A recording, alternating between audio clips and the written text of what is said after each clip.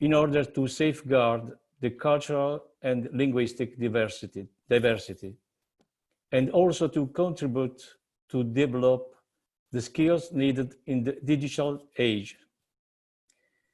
In particular, Opera's purpose is to share, step by step, all the actions made in the fine arts restoration process and the results achieved after the 2016 Central Italy earthquake with local and international communities. This experience started the 29th of November 2019, when the National Archaeological Museum of the Marche region, Palazzo Ferretti in Ancona, hosted the kickoff meeting of the project. Many of the regional institutions took part at the event, such as members of the Ministry of Cultural Heritage, academics of University of Camerino, Università Politecnica delle Marche, members of the architects and engineers community, and almost all professionals of Ufficio Speciale per il Sisma in charge of the earthquake crisis management. In the framework of the Opera project, the Segretariato Regionale MiBACT per le Marche plays the role of the leader in a pool of partners made of University of Ferrara in Italy, University of Minho in Portugal, University of Lubiana in Slovenia, and Cyprus University of Technology in Cyprus. Before the COVID-19 lockdown, it has been possible to complete just a portion of the first project session, which consisted in the creation of a group of cultural professionals that, I hope in a short time, will participate in the workshops extended in Limassol, Cyprus, in Guimarães, Portugal, and in Camerino, in Italy, to present the contents of 2 open days that will take place in a few historical villages damaged by the earthquake. Then, in the second part, they will participate in the organization of the already mentioned open days, during which the cultural heritage under restoration will be made accessible to the local communities. Moreover, the Opera partners will disclose the cultural contents of the restoration process, showing both the critical and the creative act embedded in the cultural heritage restoration through some multimedia interactive devices.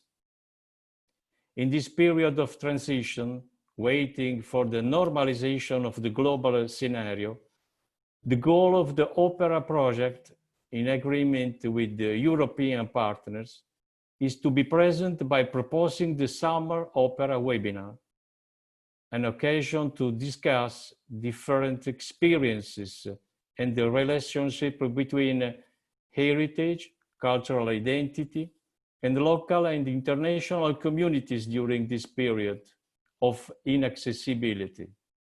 Moreover, the webinar represents an opportunity to discuss and compare the international results in conservation and promotion of cultural heritage coming from European experiences. I would like to thank in advance all the speakers for sharing their experience with us. And I also want to thank the project team for the effort in this webinar organization. I think this webinar can be an opportunity for cultural exchange as well as professional training. And I hope to meet you all at the next Opera meeting. Thank you. Mr. Zolini, thank you very much for well-described Opera project. And also I hope that our society, Opera society, will grow. Thank you. Thank you. So now the next speaker is Dr. Marinos Ioannidis, who is known person in digital heritage, coming from Cyprus and also Opera member. Please, Marinos, give your speech. Thank you very much, Rocco. Dear Mr. Azzolini, dear distinguished speakers, ladies and gentlemen, dear colleagues, dear partners of the Opera projects, it is a pleasure to be with you this afternoon and give this a short welcome note speech for this unique and of course first webinar in our project. As Mr. Azzolini mentioned earlier, the first event of the project was planned mid of last month, no, 2 months ago, May, to be in Cyprus. Due to the pandemic, it has been, of course, cancelled and postponed for later. Nevertheless, the work and the progress of the event is now online, part of that. And what it is all about? It is about this, what we have and say always, it is past, and past is past, and let's forget and have a look in the future and let's do it better. And that's exactly what is happening if events like the earthquake, which happened some years ago in Italy, in your region, or 40 plus years in Cyprus with the war, where we lost a part of our memory, a part of our story, a part of our identity, as it is the case. And we lost that once forever. It's not just for a moment. Why? Because we didn't manage to do this, what it is obvious for everybody to do, to make a copy, to keep a copy, to keep a photo, to keep a video, to write it in the digital dimension, and of course, to highlight the value of the importance of these records and to preserve that for the generations to come, for the future, to protect these digital copies. This is not done.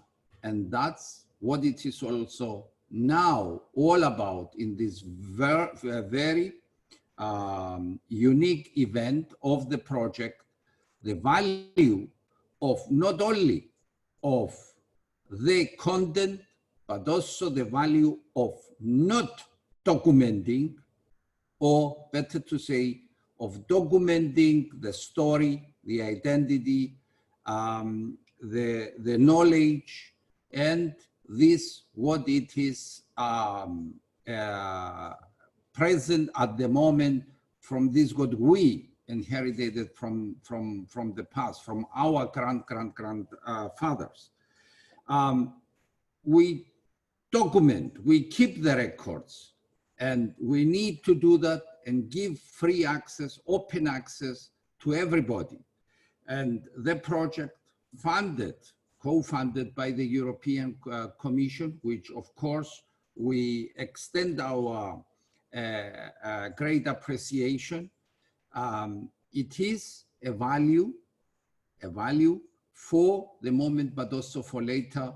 And it is a start where we, all of us, we send a message out and we keep a track and we move in the correct direction. I would like especially to thank the 30 selected guest experts who are now following the seminar, but also our great speakers who are going to underline the importance of this, what I mentioned earlier. Special thanks is going also to the organizers of the event, especially Giovanni and his team at the ministry. And I'm looking forward to see you again or meeting you again here in person in Cyprus when the moment will come and we will return fully back in the normal life and the pandemic is behind us. Once again, thank you very much. It was a great pleasure to be with you, and I will follow with great interest the following speeches. Thank you, Rocco. Marino, thank you very much for giving us a clear message about the importance of digital issue in heritage domain. What is one of the ways how we can help and leave something for our children. But one issue which in future we have to think about is how to make long-term sustainable registration of digital data. That is also part of our duty. Thank you very much. And now allow me to invite Ms. Rosanda Binacchi for the opening speech on Creative Europe and the role of the Desk Italia. Please. Hello, good afternoon to everybody. My name is Rosanna Binacchi. I hope you can hear me. I am an official of the Ministry of Culture, the Italian Ministry of Culture, Heritage, Activities and Tourism. I really wish to thank and congratulate for having been invited to this webinar. I'm very pleased to be here and honored, and I really appreciate the initiative which is going to be kicked off today and this program. The department I coordinate is a department for international relations. International means European as well as bilateral as well as multilateral. So our mission is to connect people, connect institutions within our administration and to connect them with administrations outside ours. That is to say, European administration, institutions, commercial, as well as cultural institutions, as well as to make our institutes work together and be part of a wider program of promotion of Italian culture and language abroad. So the desk of Europa Creativa has been, within a recent reorganization of the administration and the General Secretariat in general, in particular, has been set within this department as a very important tool, as a very important kind of window towards the external international activities, as well as a desk, as an office, as a support for internal national organization to face, to meet, to connect, to work together with international and European, especially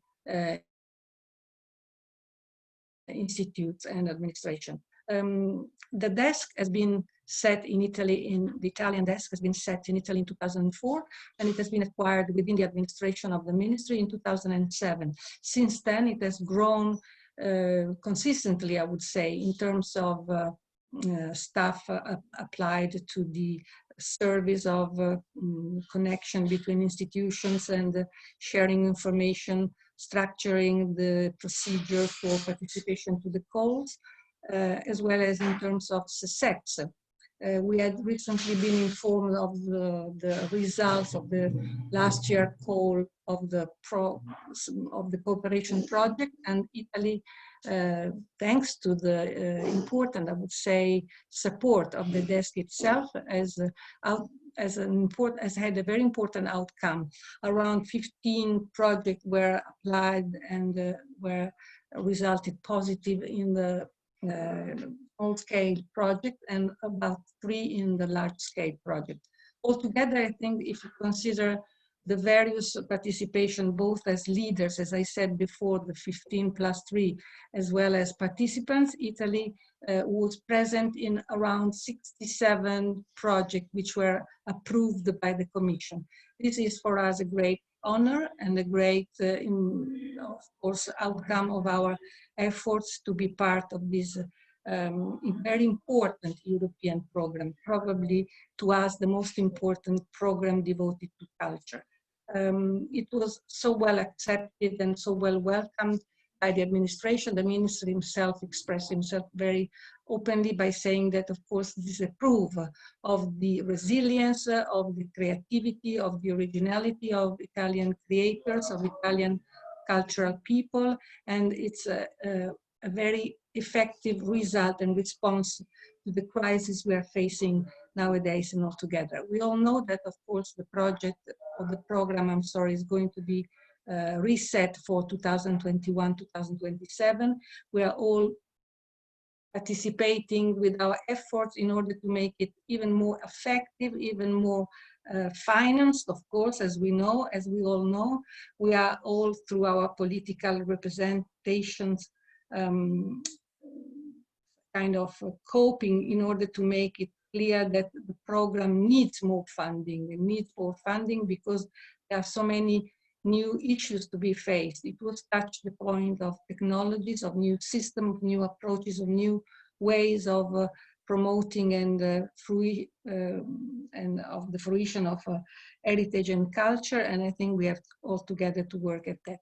In terms of actions, the actions traced in the new program for 2021-2027 perfectly respond to our vision, to the vision of our administration. That is to say, there is a strong focus on music, on design, on creativity, as well as on cultural tourism. Those are all aspects of our institutional mission. The ministry, as I said before, has been going through a number of updating reformation. Among that, the final one was a reorganization of the structure with the creation of new departments and new, so to say, sections. There was a large improvement of the activity of the regional secretariat, which are becoming regional directorate now, which have been empowered. There is a growing number of independent museums with autonomy of interrelating and interconnecting with international institutions, as well as the creation of two very important new directorates.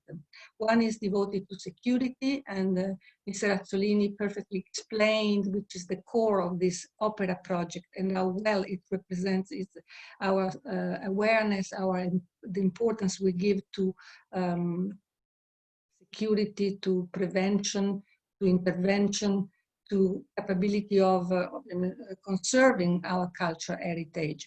So a new directorate will be focused on security, as I said, prevention, as well as a prompt intervention after risk initiatives on force of criticalities like the one unfortunately was faced after the earthquake in Marche, Abruzzo, in the central part of Italy. And one other director general will be focused on digitization, that is to say, on the importance of keeping records and keeping them safe, as it was mentioned before by Mr. Ioannidis. The desk in Italy, just to finish, as you know, is divided into three different parts. One is devoted to culture, one to media and audiovisual, and one to transversal activities, as it is in other, of course, desks around the world. The importance of, non posso darvi retta assolutamente.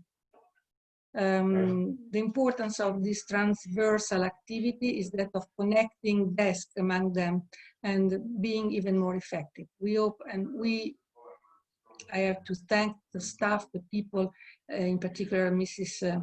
Anna Conticello and Mrs. Alessandra Lucchese, who are the actors behind the desk. And I wish to confirm our availability, our commitment, and this availability for any service needed for further project too. And we are very glad that the opera project was successful, and we feel it part of this successful outcome, if I may. Thank you very much. Ms. Vinaki, thank you very much for very, very important information about the organizational level of these activities. And I understand and believe that among 110 participants of the webinar might be some questions and asking for help for organizing the things in their country so well as you explained for Italy. Thank you very much. Thank you. We go now to the next speaker. Ms. Lia Ghilardi will give us a keynote speech, Activate Heritage and Cultural Resources for Sustainable Places. So we're looking forward to get your message. Thank you. Thank you, Rocco. Thank you. Thank you, everybody, for the invitation. I'm delighted to be here. I'll just start off. I guess we have 15 to maximum 18 minutes for the speech. So I'll try to keep within time, but please, Rocco, if you see that I get lost in time, please give me a wave or interrupt. Yeah, briefly, so why I'm here. I come from a different angle from the people that the majority of people that maybe are part of this project. I come from the urban sociology field. I studied in Italy, and then for many years now I live in the UK, and completed all my studies in the UK partly in cultural management and arts criticism, and partly also in planning and urbanism. So out of that, I developed a pretty hybrid profession, which is now called cultural planner, but it's also called city maker, creative cities, thinker, etc. So that's my angle. I come from there. I work as a lecturer, but also as a consultant. I have worked for 25 years now with many cities. One of my first projects was in Mantua, where we created the literature festival together with my colleague Charles Landry. Mantua was an interesting place at the time because, as our Italian colleagues and the participants will know, has a lot of heritage at Gonzaga's, etc. But at the time, the city needed a new view, needed an extra, una marcia in più, something beyond the kind of tourism or the mass tourism that they were having. So we came up with the idea of the literature festival, which, as you know, has been very successful. So that's the job I do. I work with city, I mentor civic leaders, mayors, politicians a lot, but I also work with local communities, looking at how places, and currently I'm working with smaller cities, not capital cities anymore, but smaller cities, how they can redirect the urban and economic development by mobilizing their cultural resources. Here, cultural resources is understood in a broader sense. For me, culture is the daily culture, is an ethnographic understanding of culture, is an anthropological approach, understanding of culture, where culture includes the arts, but includes also way of living, lifestyles, sexual orientations, and all the rest of it. So that's a quick presentation, I hope. What I can do is now start sharing the screen, and then we go on. Yeah, okay. So this one, share, I guess. Is it sharing? No? Am I sharing? Is it sharing the screen? Yes. No? Yes? Can you see the screen? Yes? Okay. Yes, we can. Okay, so we view full screen. Right, okay, I guess this is okay, yeah? So many people have seen these images, and it's become almost banal to kick off presentations this day with the before and after. You know what we are talking about. We know what is happening, and essentially it's at the forefront of our thinking on a daily basis. Everybody is thinking we want to go back to normal. The question is, what is that normal? What is that normal? That normal, in my view, that normal wasn't pleasant there before. And I don't know if you can see the screen, it's just gone smaller for me, but presumably it's fine by you. So we have a picture here of the same Venice, which in 2009 was dealing already with a problem that COVID has solved temporarily, which is that of over-tourism, which is that of overcrowding as well, which is that of loss of authenticity for a place. This is a problem that Venice shares with a number of cities. We can see the population also. Here is it's the image of a funeral of Venice that the city staged in 2009. But Venice is not the only one with this problem. Over-tourism is a challenge in many, still now, of course, before COVID, it's happening in many cities. We have 98 destinations, 63 countries having the same problem. Think of Dubrovnik. Some of you would have been in Dubrovnik. I was there a while ago talking to the mayor there. They were already 11, 12 years ago worried about the amount of people that was crowding into the walls within the core of the city, the historic center of the city at the time. Now we had, until 2 or 3 years ago, we had something like 1.5 million people crowding into that small city center. You imagine that there were 2,000 inhabitants in that small core of the city center of Dubrovnik, and now the inhabitants have gone down to 1,500. Why? Because just like in Venice, just like in Barcelona, etc., the locals are leaving. They can't cope anymore with this excess of tourism, with this excess of branding of their places, with mobilizing cultural values and heritage for economic purposes, which is not wrong in principle. I mean, we know that in Europe in 2018, there were 8 million people working, occupied broadly in the cultural sector. And if you think of the automotive industry, it's like 13 million, but it's 13 million across the board, not just on the people who actually make the cars.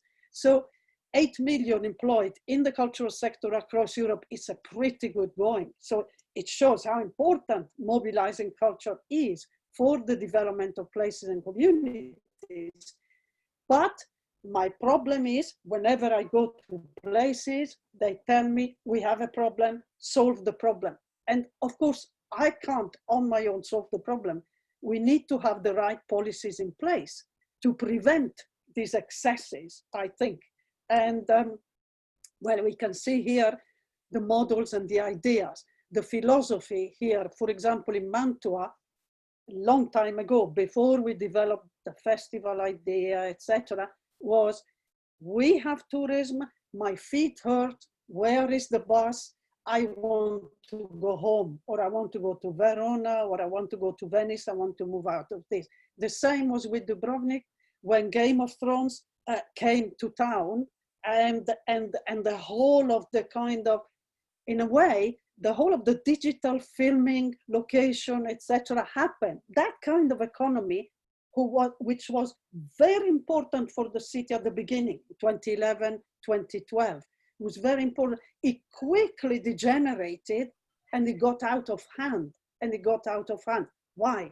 Because there were no policies in place that would think about mobility of the city, that would think about housing, that would think about hospitality, etc. In other words, there was no 360-degree thinking about what a city is and what are we talking about when we talk about local development. Here is Bristol, a very recent example. Bristol is in the UK, in the west of the country. It's a biggish city, so we call it in technical terms, it's a third-tier city. But Bristol was one of the first cities in the 1990s to set up a cultural development partnership, which utilizes, which mobilizes the kind of heritage that was there coming from the Victorian industry, etc., And they also, and if you look at this picture, if you can see it at the back, there is a bridge there that you can see. The bridge was dedicated to Pero. Pero was a slave that was brought to Bristol, which is what slavery, which is what made Bristol and in Victorian times, etc., important economically, but it was also the slave owners that helped to sanitize the city, helped to develop it, helped to give it this kind of more art and cultural approach and angle. Now, what happened in Bristol a few weeks ago is, again, what we call today in the UK, the statue wars. People got rid of the statue of a person that was related to slavery, etc. But despite of that, as you can see, the policies in Bristol had already been there, had already thought of these issues, had already put in place interesting ways of making amends in relation to slavery, etc. So in relation to that kind of heritage, which is not an easy heritage to manage and to mobilize in terms of local development. Just to say once again that cities and policymakers like us or me or whoever advises cities, our job is never finished. So we have to think of cultural development or heritage development, etc., as a process in which we engage with the local community at all times, and in which we deeply understand the roots of that history, the roots of that kind of cultural texture of the city. And then out of that come the policies, etc., which, as I said, are never complete. They are never just done once and forever. They need to be reviewed, updated, etc. So the normal before COVID was in the clients in the cities I saw, it was a lot of museums, a lot of big buildings, shiny things, etc., just to attract investment, to attract visitors, etc. We have already seen the unintended consequences of this, which an American geographer calls the city as a cultural playground. I think this idea of transforming the city on a playground for a few people who can afford to access that is problematic. So in my work, what do I say first of all to my clients, etc.? We need to rethink the function. We need to rethink the work of city making. Cities are open and constantly changing, whether we want it or not. I mean, you can see with COVID right now, who would have thought we would be here today? But the same could be said for the 2008 financial crisis, etc.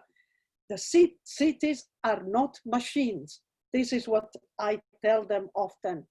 Or, if you will, they are not just machines. They are living organisms, they are ecosystems, they are systems of relations. They are not just a place, but they are a state of mind.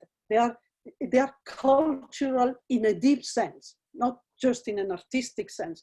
And I love Lewis Mumford, 1938, think of it, the time, book, The Culture of Cities. He says the city is a conscious work of art, and it holds with it its communal framework, many simpler and more personal forms of art. So he speaks to all of us, to all the inhabitants of that place.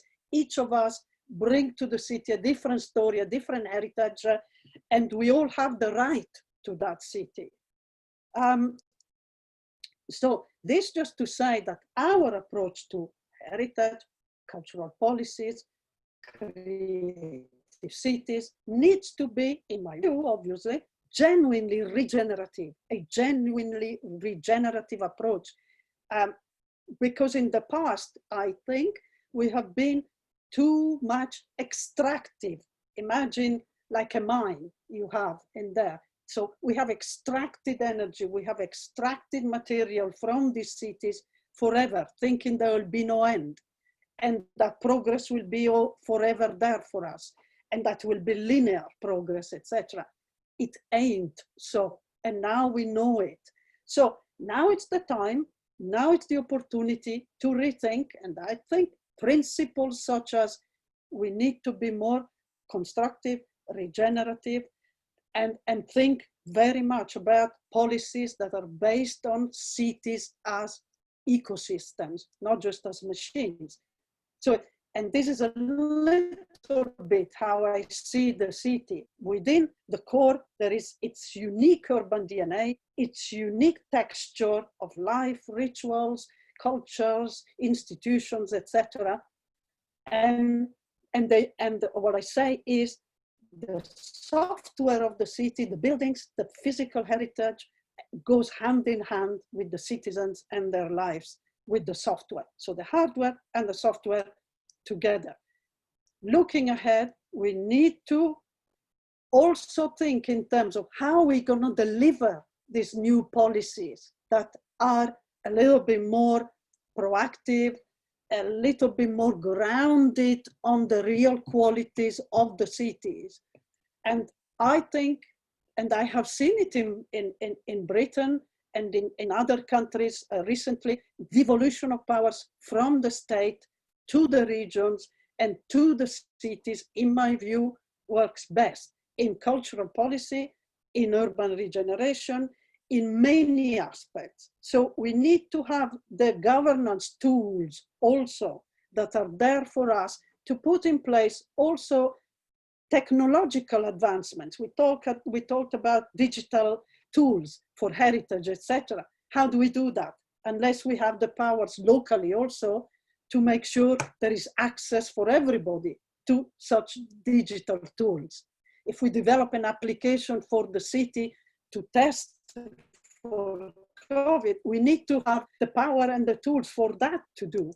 So devolution, for me, I think it's a lesson I'm learning also from my experience, is key in here. And then a people-centered approach, which I call it cultural ecosystem approach to city making, to policy making, a people-centered approach, which is really based on an understanding of the local DNA, first of all, of whatever is happening in that city. So if we hadn't done this thinking, this sort of cultural ecosystem approach in Mantua, we would have not known that there were booksellers, there were publishers, there were a lot of people in the city beyond the Gonzagas and the heritage, etc., who actually had fantastic connections, international, with publishers, writers, etc., enough there for us to support the idea of a festival of literature. So if we haven't done this, so what I'm saying is we need to use these methods that engage the local community, engage in understanding the value of that heritage we have in a deep sense, in a social sense, and not only just in an artistic sense, which is often the case in countries like, I don't know, Italy, but also Luxembourg, where I'm working now, etc. So we need to understand cities and places and heritage and culture in the context of social living as well. So for me, one tool I use before we get to the policies, before we develop initiatives, is mapping tool. If you go into any kind of sociology school, etc., urbanism, etc., architects also use these tools before they develop their projects, etc. For me, it's like mapping, it's like establishing a conversation, a cultural conversation, a social conversation with the stakeholders who are tasked with policies, but also with the local community. And so interventions can be there. It brings new knowledge, mapping. It brings new knowledge, as I gave you the example of Mantua, and it's a process. So here it's how it works. basically you set up a stakeholders group. Where are we now? Where do we want to be? How do we get that? It's this kind of clarity. It's this kind of clarity that helps you to launch the mapping, and then will bring back the material from the mapping into the policy and the initiative. These are the many tools you can use, and we can talk forever about which tools are best for each place, etc. And these are some of the examples we used in the Czech Republic. I worked in Zlín, for example, a while ago, 5 years ago. And I don't know if you can see the buildings there. They are fantastic buildings from the late 19th century, early 20th century. These buildings were empty. So we did a mapping of these buildings, where they were, what options they were offering in terms of combining, reusing those buildings. So we did an ecological kind of thinking, reusing those buildings for activities that were connected to creative industries, creative businesses that in the city at the time, we found out through the mapping, needed workspace, for example.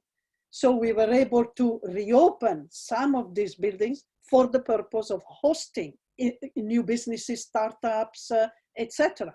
But also we were able to, the university was able to come to the table as a partner and work with us and establish in there different labs for students, fashion and design, etc. So here is how you understand what resources are there through the mapping. You map, you understand the unique resources of a place, you connect those resources with the needs that are in the place. And you can only do that if you map and deeply hang out. You know, it's from an anthropological, deep hanging out is an anthropological tool. And you basically spend a lot of time in bars, cafes, supermarkets, shopping malls, observing, looking, and then you talk to the politicians, etc. And then you engage the community in understanding how to match the resources you have with their needs. So yeah, there are other examples I could give, but I think my time is up. So I'll stop share. Thank you. Thank you very much. You misunderstood me. I said 5 minutes more, but okay. Well, we can please let's go ahead, and then we have the debate. Thank you very much for your clear contribution to so-called post-earthquake resilient and sustainable cities. So it's very much in fashion nowadays, but it's very well in these directions. Thank you very much. So I would now ask Mr. Graham Bell to give us his Stone Will Cry Out to conclude this first part before discussion. And I believe that will be very, very interesting lecture now. Graham, please. Thank you very much, Rocco.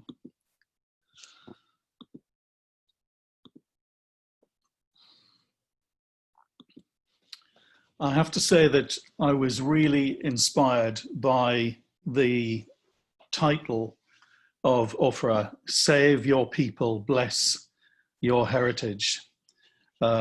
And so I decided that my presentation would be really spiritual. And of course, my title comes, for those who remember or know it, from Luke's Gospel. In other words, if we don't speak, if we don't praise, then the stones themselves will cry out. And I think that seemed to be so relevant to the circumstances that we're considering in this project. And I suppose the theme, therefore, is not what we see, but spiritually, what are we hearing from the people who are involved and who have been involved in our cultural heritage? Of course, we all know what happened with Notre Dame in Paris. But let me say to you, don't look at what is in the picture, but what can you not see in the picture. What does this picture tell you about our values and about the processes and the risks that affect cultural heritage? And I think we've now embarked upon another crisis. This was one particular incident of force majeure, an act of God, if you like. But now we have COVID-19, and we are having to adapt to something that we're just not in control of, and we don't even know what it is that we're up against. And I think that we're all familiar across the world with cultural heritage having at its highest level that sense of outstanding universal value. And though that might apply to world heritage, it's actually absolutely relevant to everything in the tangible and intangible heritage that makes up our environment and the lives that we lead. So I guess I'm thinking about you and about the people in this project, and indeed my experiences, about what happens to us when we go through a crisis. How does it change how we think, our values, and our behavior? I have been involved in Croatia with a stone masonry school, which has been around for just over 100 years, but they're concerned that they cannot attract young people, as they have done for the past century, to take up the very practical skill of stone masonry. But one of their celebrated projects at the moment is Zagreb Cathedral. And of course, not only earlier this year were we all suffering lockdown, but during the lockdown, there was the earthquake in Zagreb. And these photographs show some of the damage, but it also shows at the stonemasonry school the precision and care that the young trainee stonemasons are taking to learn how to reinstate those parts of this cathedral that have suffered. And so here too, I say to you, don't look at the tragedy, if you like, of the loss of masonry or the movement, but think that everything in this picture has been made by hand. Think of the people who made those things. But for us today, think of those people, the challenges about how we can preserve them, and therefore how we bless our heritage with the very hands of the young people coming through and taking up the tools from their forebears. And that bringing together of the creation of the mind, of the hand, and indeed the community, the collective will of the people, they want this to be done. If the skills are there and the mind is there to inform the right thing to do, then how do we address risk within society, and how can we encourage those skills to continue? And I'm showing here two what might be considered to be guarantees against risk. On the left is an insurance company's plaque on a building dating from probably about 1700. It isn't 1700 on the plaque. That is the insurance policy of the owner of the building. And of course, there's this marvelous image of the phoenix rising from the flames, and that if your building was on fire and the fire brigade came, if you had one of these plaques and had paid for your insurance, they would put the fire out. But if you did not have a plaque, then they would stand and watch, and your building, your inheritance would be lost. And I've been thinking a lot about the blue plaque, which is part of this project, and indeed the whole sense of what is cultural heritage and how do we protect it against risk. And the world keeps changing. And I was thinking about what this blue plaque now means in the real world. I've worked a certain amount with Marinos, who is the UNESCO chair in digital cultural heritage.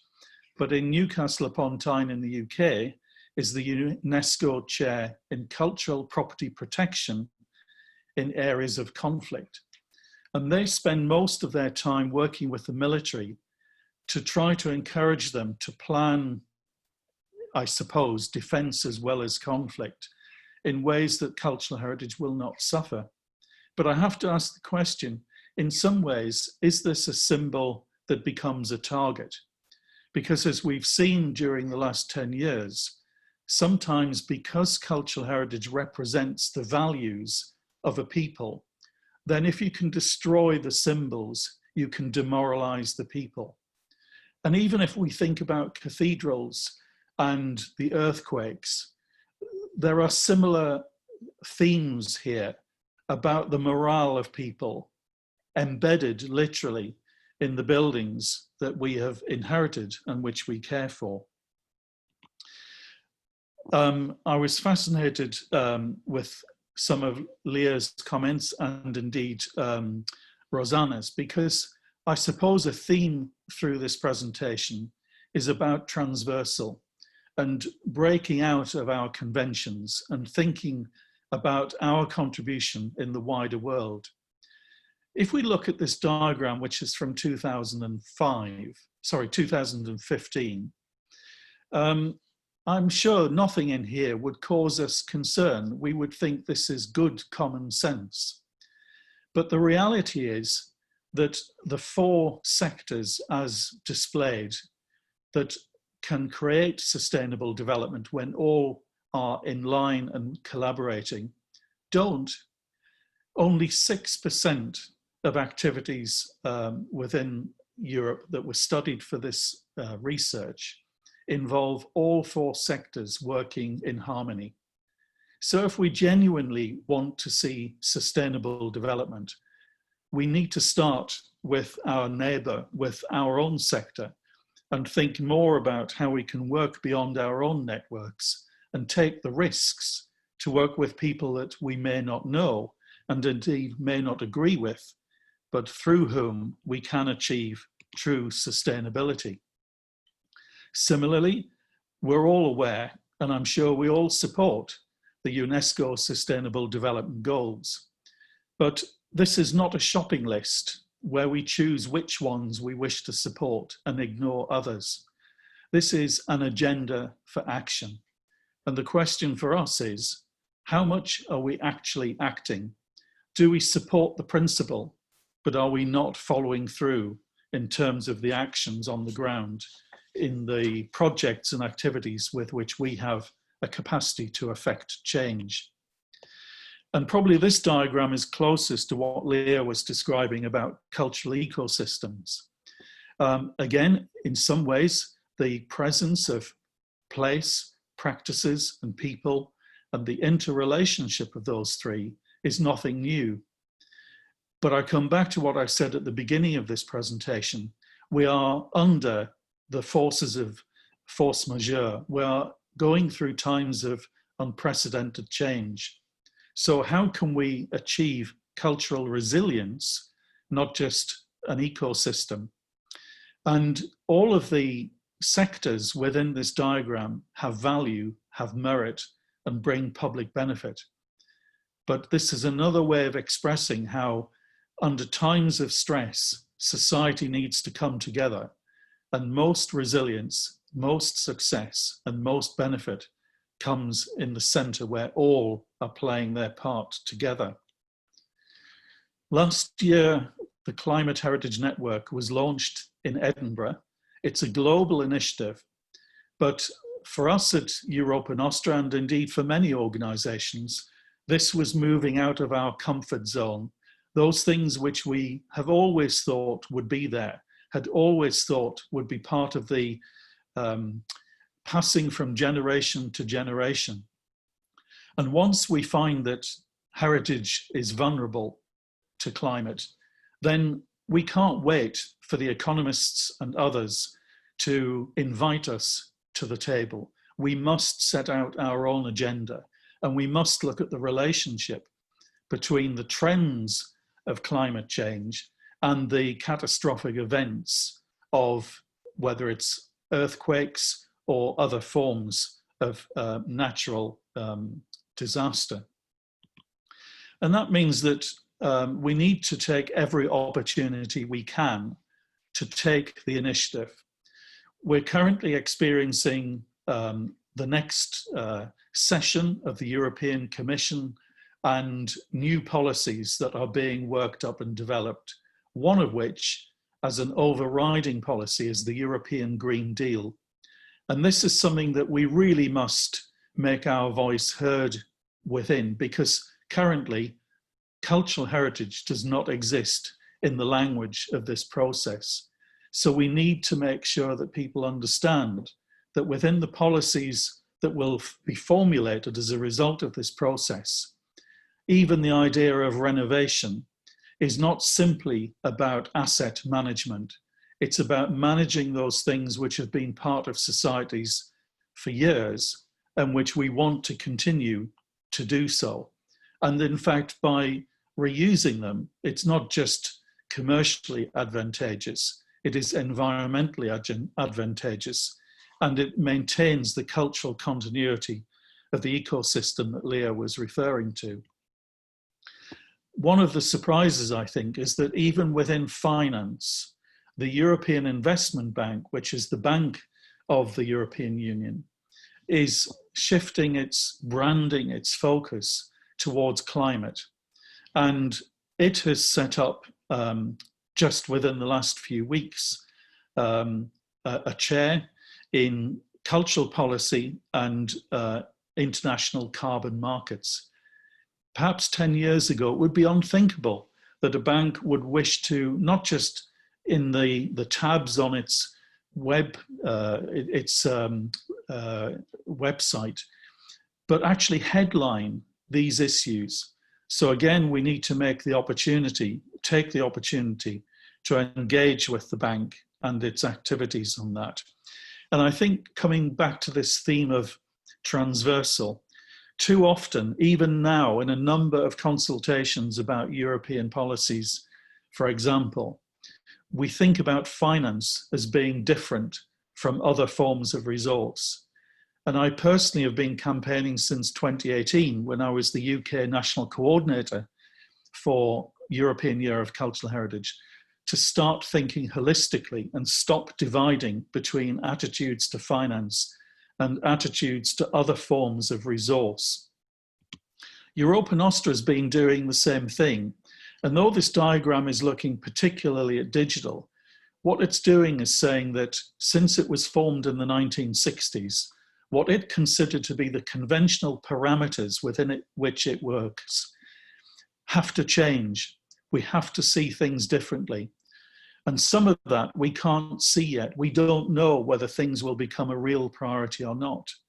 But these are issues that we need to be going beyond our safety, points of safety, our comfort zone, and recognizing that even the definition of cultural heritage is no longer fixed.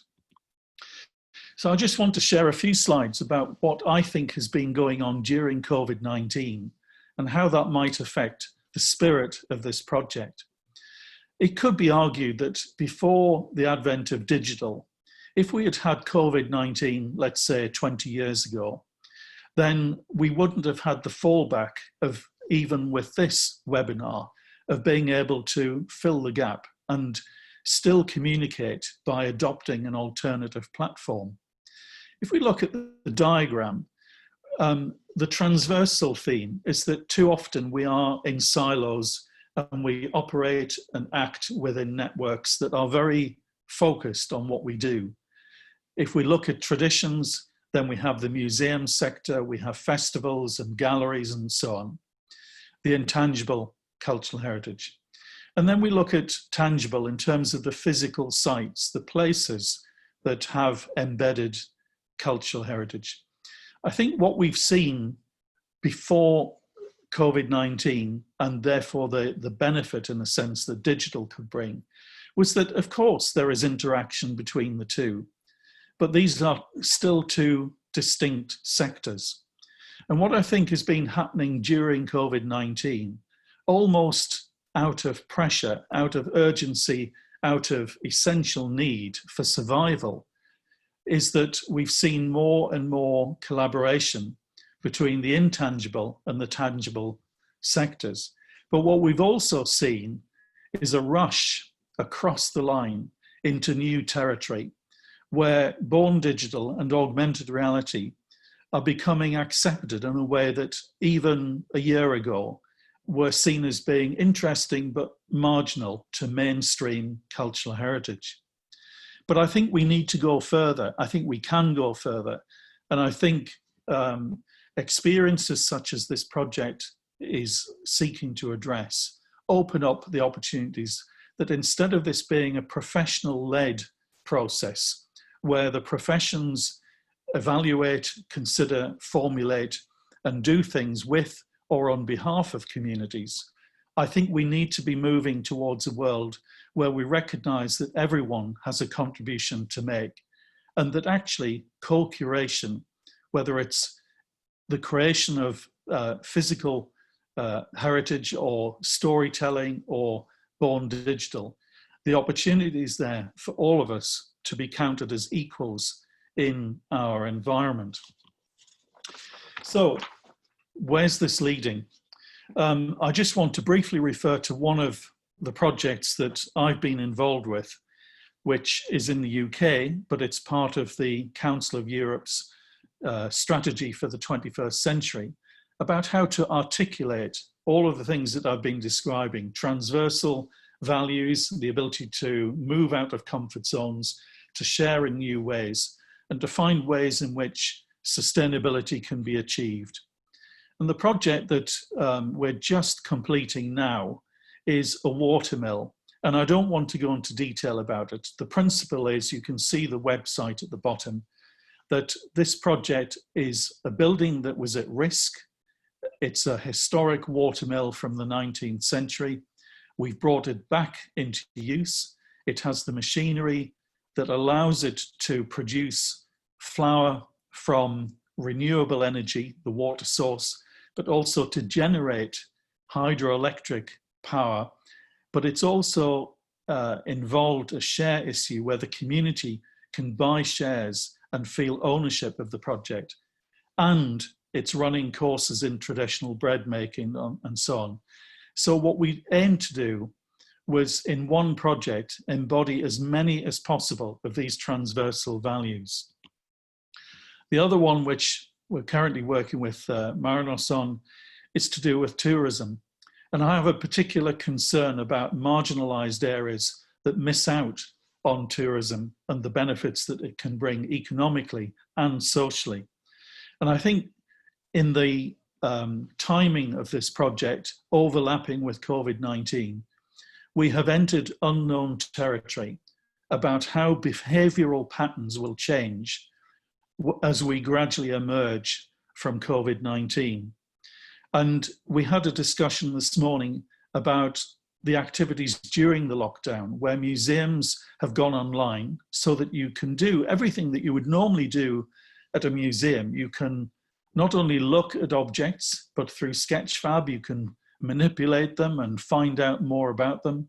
You can then go to the museum shop and buy the book, the postcard, or whatever else that you would buy. So if this is digital tourism, does it have the same credibility as physical tourism? We've been working with the European Investment Bank Institute on Europe's 7 Most Endangered programme, which is looking at the sort of risks that this project is about, but looking at, again, transversal. Economists from the bank working with cultural heritage experts from Europa Nostra to try to unlock sometimes incredibly problematic, but sites of European significance, such as the urgency of this, that already the building in the top left, which is the National Theatre of Albania, was demolished during a Sunday night about 4 weeks ago, because the state felt that it was a cause célèbre that they just didn't want. I'm sure there will be other reasons behind that, but the reality is that it's already gone. And the building top right, which is in Oslo, which is known as Y Block because of its plan shape, which has 2 murals by Picasso, it also is being demolished as a reaction against the terrorism act that took place there. And we've been campaigning to say that demolition of cultural heritage is not a solution for terrorism and other acts of trauma to society. It's about overcoming them. One of those sites is in Bulgaria, and I bring this up because I think it's a fascinating relationship in this project to the value of digital. It was built as a building, a storytelling center for the Bulgarian Socialist Party in 1981. And within the story hall, if you like, there is a diorama, a mosaic about the people of Bulgaria and the story of Bulgaria. And as you can see at the top, this is a mosaic. And this is not just about the craftsmanship of the hand, but about the fingers. You cannot do mosaics in bulk. You have to take such fine care to create them.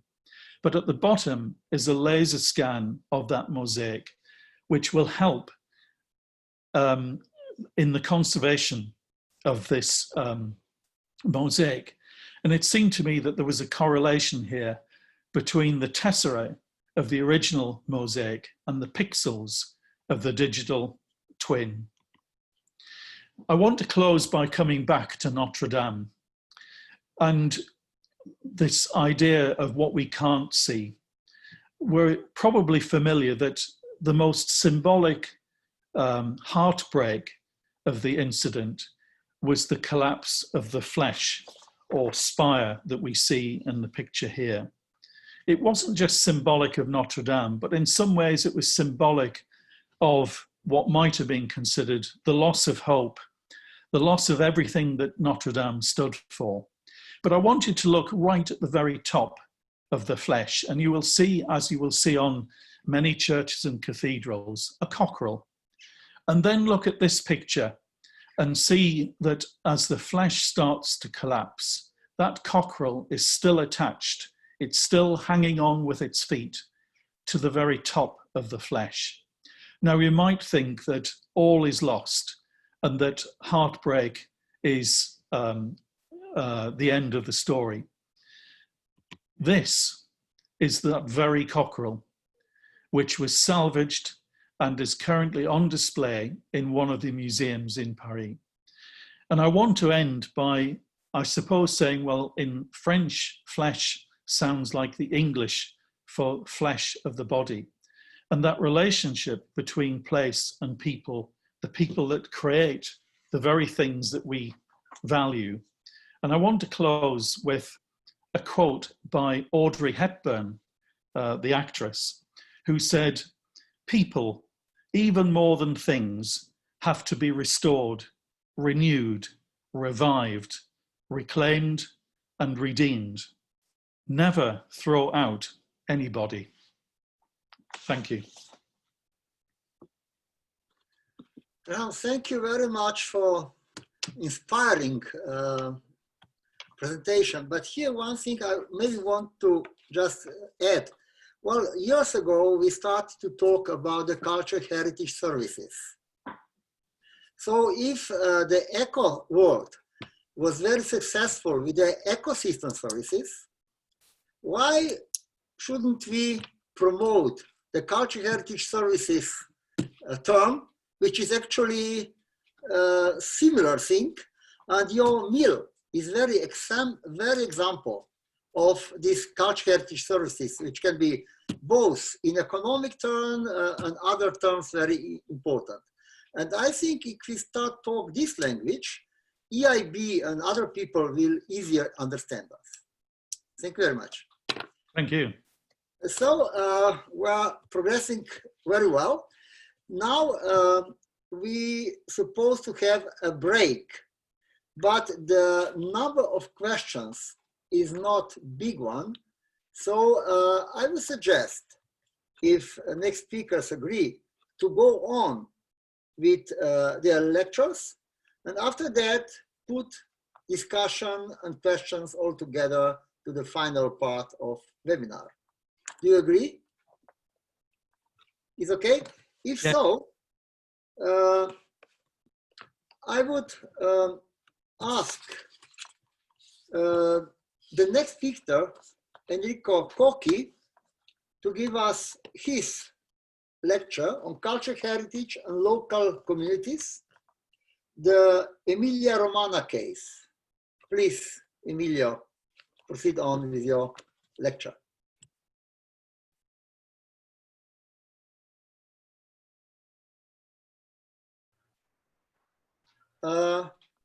Did you hear me?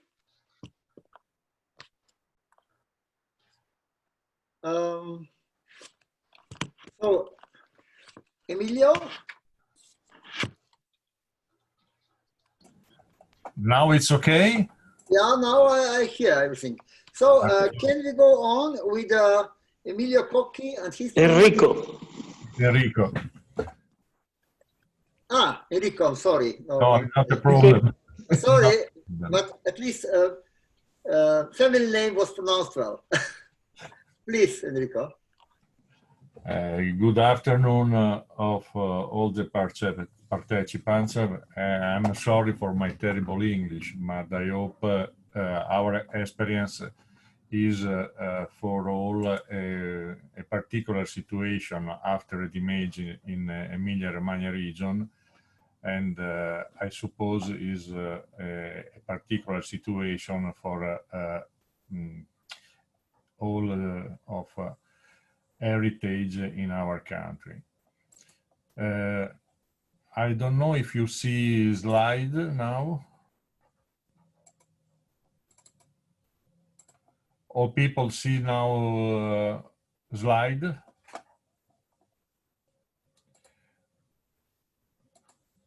Okay. Okay, yes, I see it. In our country, there is a particular situation in a part of the region where is not a big city, but near city of Modena, of Bologna, of Ferrara, medieval city. There was an important earthquake in the May of 2012. The first one in the 20th of May, in the second night day later. And for us is a terrible situation because involving public and private buildings, and these old buildings from 1,000 years ago also. And historical and cultural value. We have 2 cities UNESCO in Ferrara and Ravenna, and we have also 29 deaths, and it's about 400 injuries. More people was interested, and it's about 800 of inhabitants was in the park, and also in the same part of the region we have one of the heads of the production of region, but also in Italy. Also know the name of Maserati. Ferrari is a district of Motor Valley, we say, because there is Lamborghini, Maserati is important for the economy, but it's important also because it's the second pharmaceutical and biomedical district of Europe. And in this particular situation, we all say what's was important for pandemia, the possibility of production of sanitary equipment, and is important for all the Europe system, not only for Emilia-Romagna economy.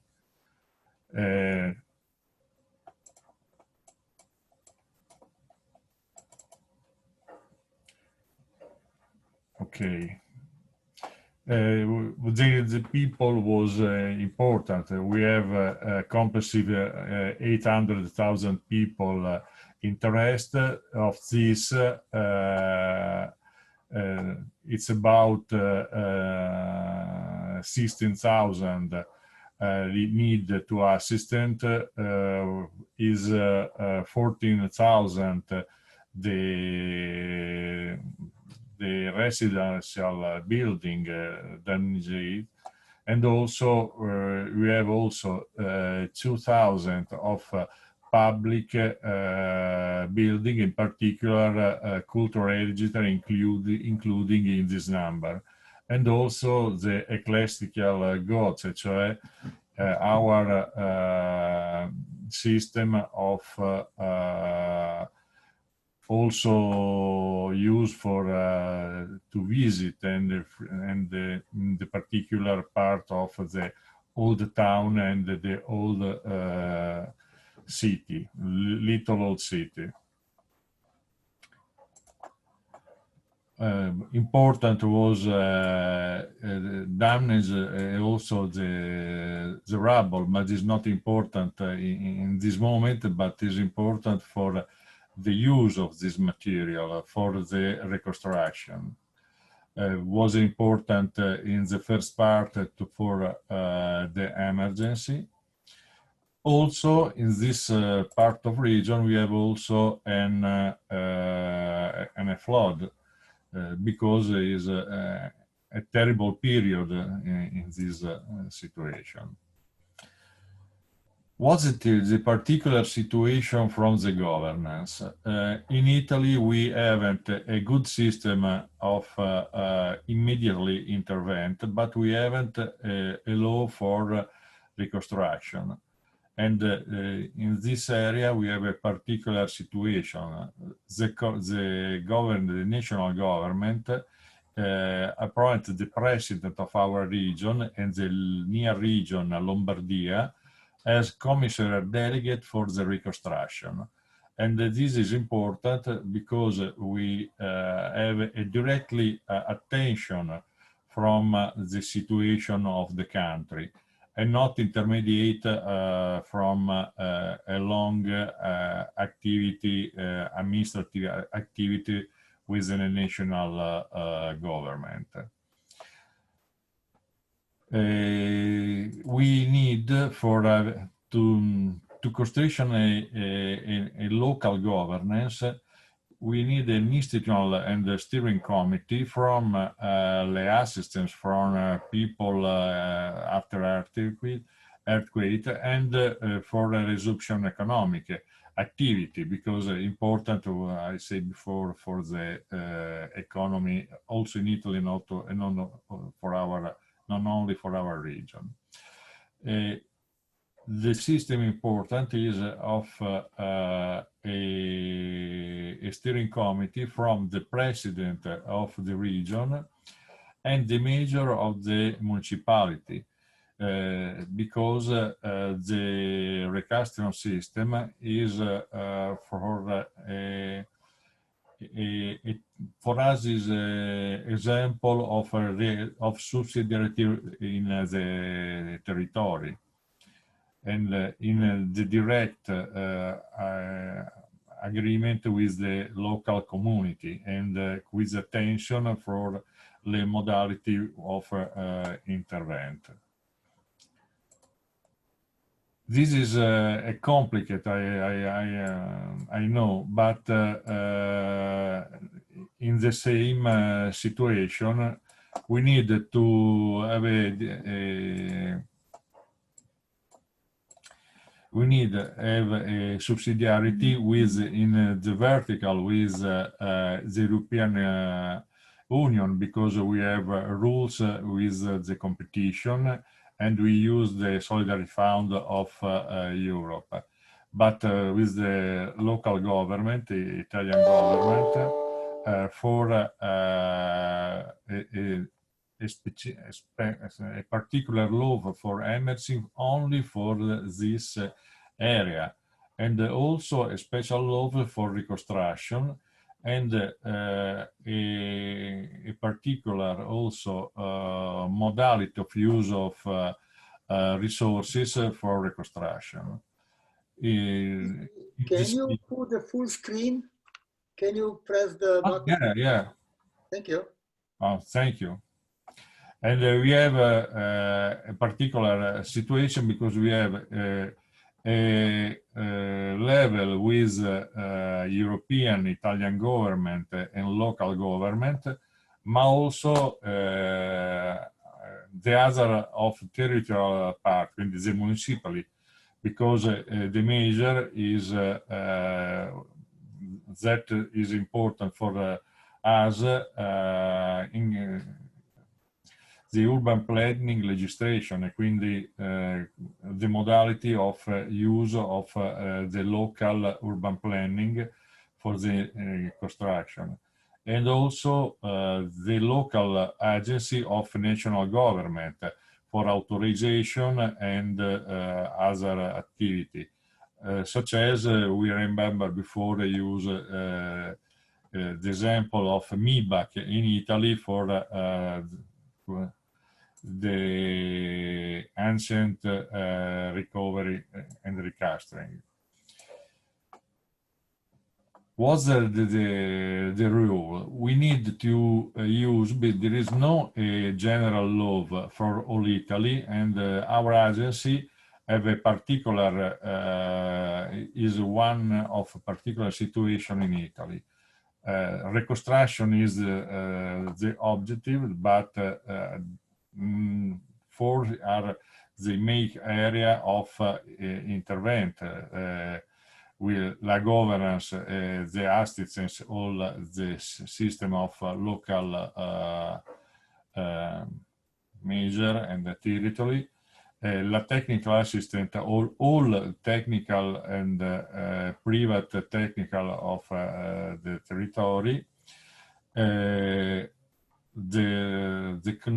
knowledge for the religions in the economy system, and not only the religions, but the possibility of the economy development after the earthquake. In particular, for l'assistance, la technical assistance, we have a joint technical table with a territorial representative of competence, and the joint commission with a member of our agency, but also with the regional geology and seismic service, and a member of a regional directory of cultural heritage, MiBACT, because contemporaneously we need to use our competence not only forever, because at the end of the reconstruction we have only respect geology and seismic service, and is only sure, but we need is in a contemporary sure, but contemporary the particular situation from what was the local identity, e quindi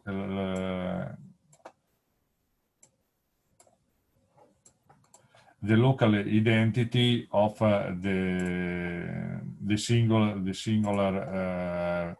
country, the singular common on the local community. The reconstruction is important for a dimension. This is il Duomo di Mirandola.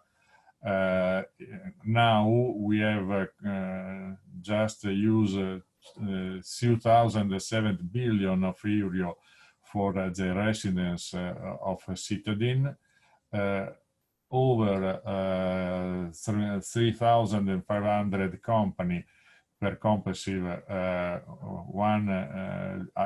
so quasi 2,000 billion, and over there is the contribution of assurance and other form.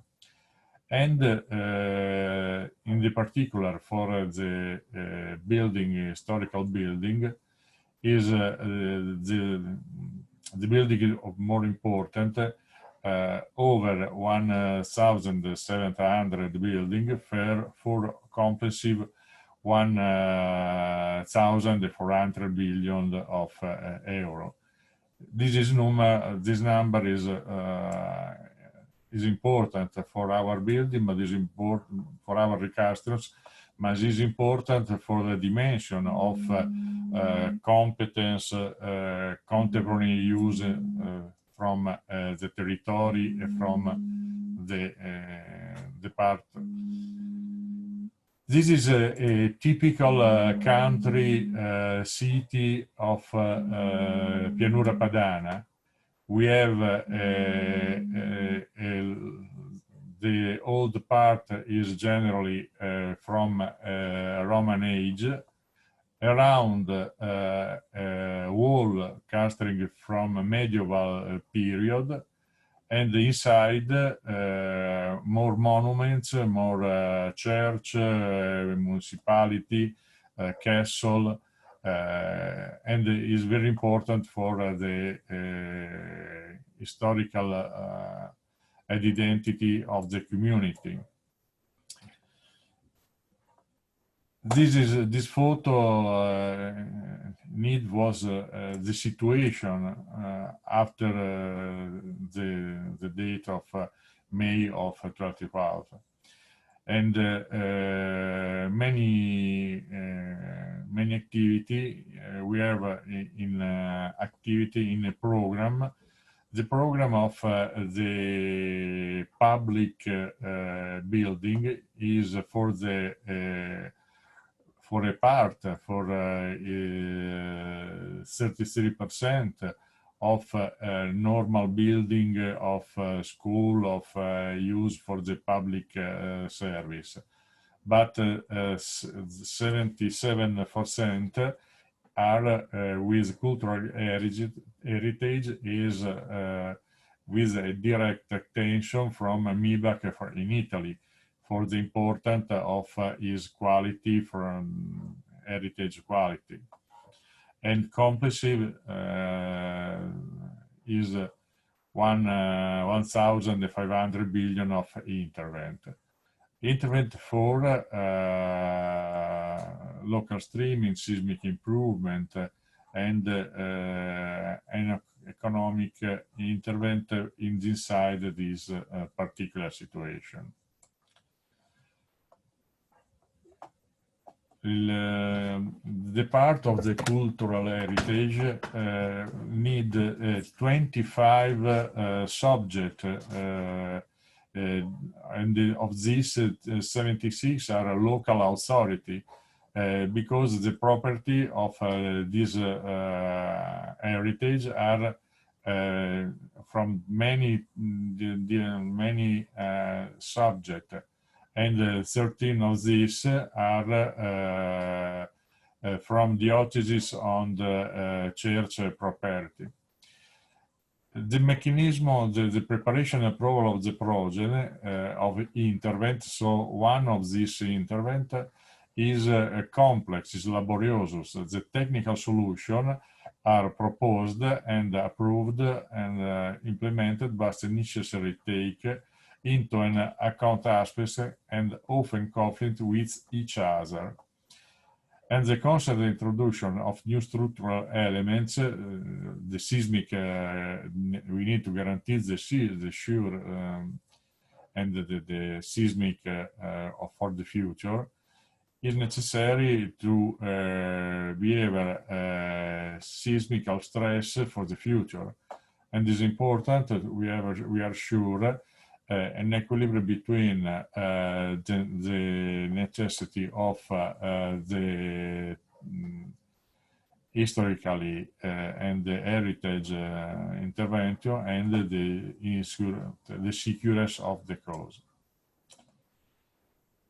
We need and use a strategic planning for use our territory and our use our people of the local and our structure for ever not only the situation, the punctual situation of each building, but to have a conference of all system development in una logica di subsidiarity and coherence fra le parti. What's the content of this strategic plan? The build and the historical center, because in this little center there is the more part of the identity and the cultural building, economy, the public infrastructure, and the green and territorial environmental of reconstruction. I remember you, there is also a flood and other terrible situation in this year. We have also, my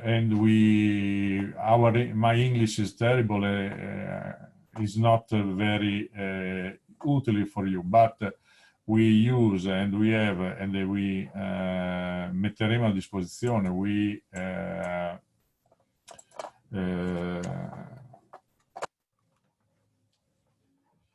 and for the contribution of experience is now in a very particular situation in database. One of the database is all for the heritage reconstruction. And this part is possible to have for the colleague of this webinar. I'm sorry for the modality of this representation, but in this site it's possible to have more information for the next appointment with inside. I hope is better our contribute at the work of everyone. Thank you.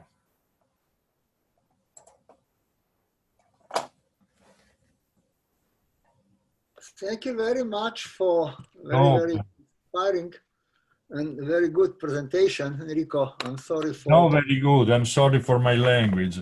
No, it was completely situation and, well understood and clear. And there was also one question I see now, people were questioning about the presentations, and all these presentations will be available by web. So I think that those who maybe missed some text, which was not very large, they can really check it. But anyway, it was very good presentation, and I enjoyed it. So now we have the speaker who will conclude this part of lectures, and after that we'll go for the questions and discussion. So I would ask Professor Fausto Pugnaloni to give us his lecture, which I expect also to be inspiring for people following the webinar. Please, floor is yours. Okay. Good afternoon to all the people connected with us. Good afternoon from Fausto Pugnaloni. I'm an architect and urban designer.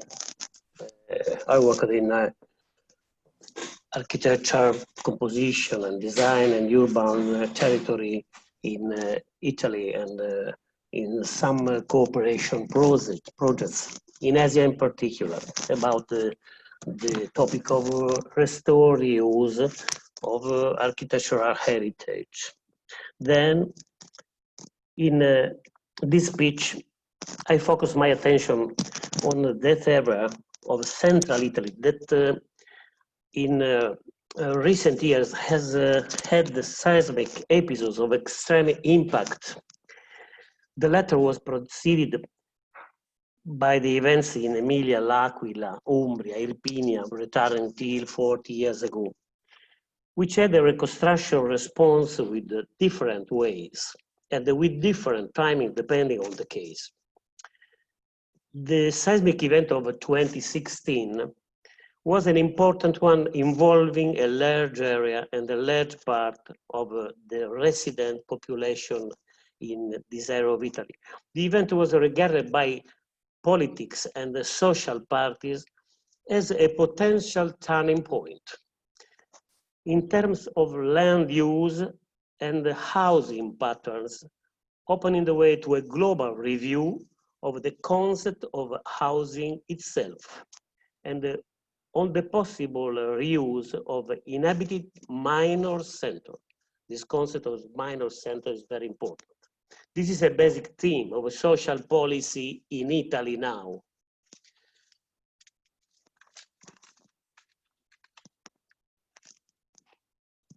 As I was saying, if we speak about Central Italy, it's useful to understand how this part of a country that is well known for its natural heritage is geographically, culturally, and economically different from the northern and the southern Italian context. Here we make a brief reference to aspects such as morphology, geology, landscape, anthropization of this area. The geography shows how the mountains of the Apennine systems are the most ancient emergent lands in Pliocene between 5.3 and 2.5 million years ago. They were already formed and were like a central fishbone that later aggregate in the Pleistocene, the lands that emerged on the sea. Here, there are also mountainous massives of great importance, such as those located in Sibillini Park, and especially in the park of the Laga and the Gran Sasso, up to 3,000 meters high, where until yesterday, there was even the southernmost glacier in Europe. The Calderone was the name. Other singular elements of the east and the west of the Apennines are in contrast with such different geomorphological situations. In the territory of the Lazio, you see on the west, on your left, the volcanic system or red of the past are evident, while in the Marche region, in the coast on the right, the picture is composed of a system of gentle hills and the valleys, alternating with the comb-like mountains towards the sea, presenting important landscapes, the Sibillini Mountains, which you can see here, and the Gran Sasso are essential tourist destinations for a local economy. 100 kilometers from the sea, or a little more, they have important ski destinations. Also, certainly not similar to the Alps and the Dolomites, but the Gran Sasso is geologically and formally a Dolomite area.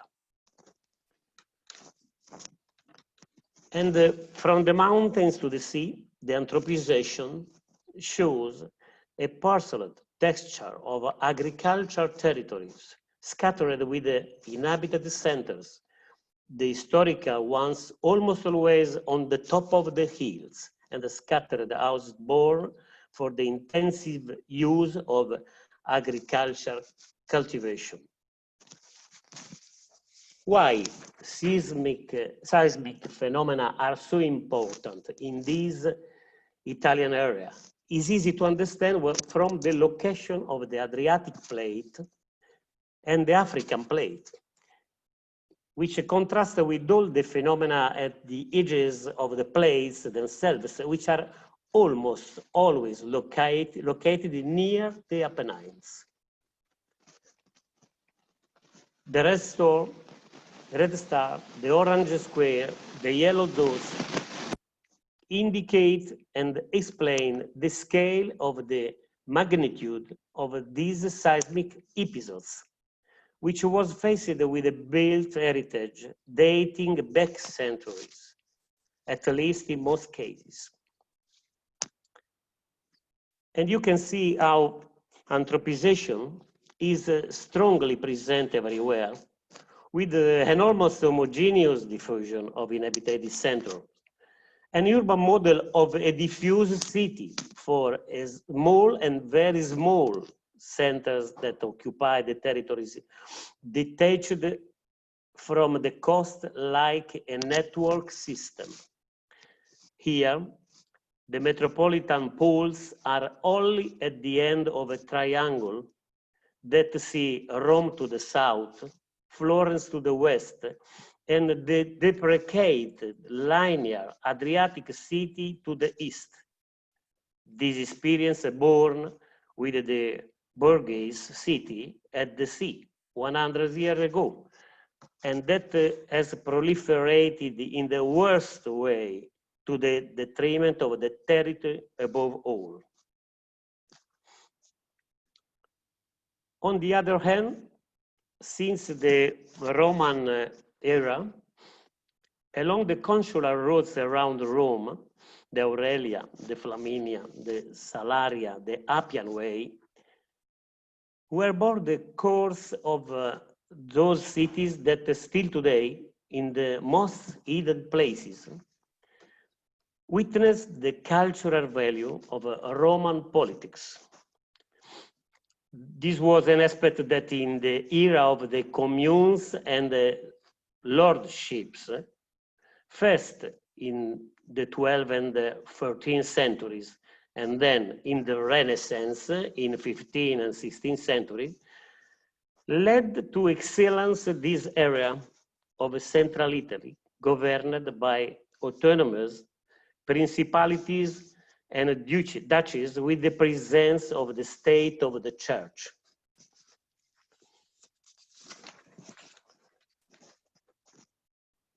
And it's precisely in the Marches, Umbria, Tuscany, and Lazio and Abruzzo that for centuries a unique architectural and urban cultural heritage will be built up, a sign of the identity value of a universal value to be handed down.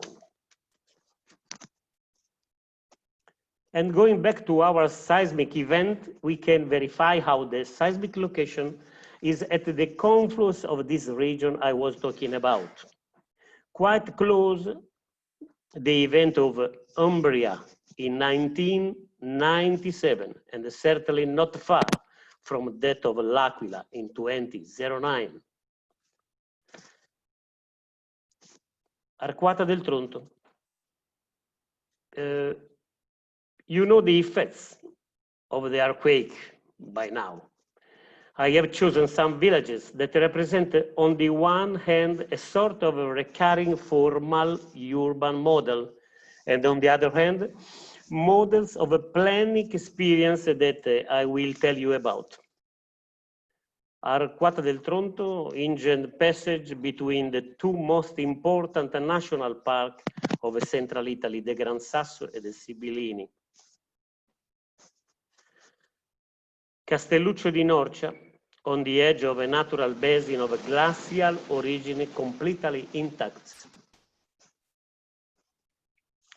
Castel Sant'Angelo sul Nera, a town out of the time, hanging on its wall. Muccia appears here less destroyed than the other urban realities, but actually is totally compromised. We have made some reflection on these villages for the reasons already exposed and for the condition of possible tourist economic drivers, on which it is possible to invest in a system of valuable natural areas, chosen also for the potentiality of implementing experimental recovery policies. In fact, there have been countless presences and initiatives aimed at a new and deeper knowledge of these places and villages. And I will mention only that, for instance, the University of Camerino and Macerata, two cities of this area, had already proposed years ago the use of some rural villages of Castel Sant'Angelo sul Nera to set up permanent research and study laboratories. After the earthquake 2016, the University of the Marche region, all the university, elaborated a strategic vision with the document New Paths of Development for the Apennines of the Marche region. And ISTAO, Adriano Olivetti Institute, first produced a study project on the rebirth of the productive and social fabric of the communities of the Sibillini Mountains, and then a collection of landscape projects drawn up in interdisciplinary areas aimed at an innovative reconstruction of the mountain and the sub-mountain territories.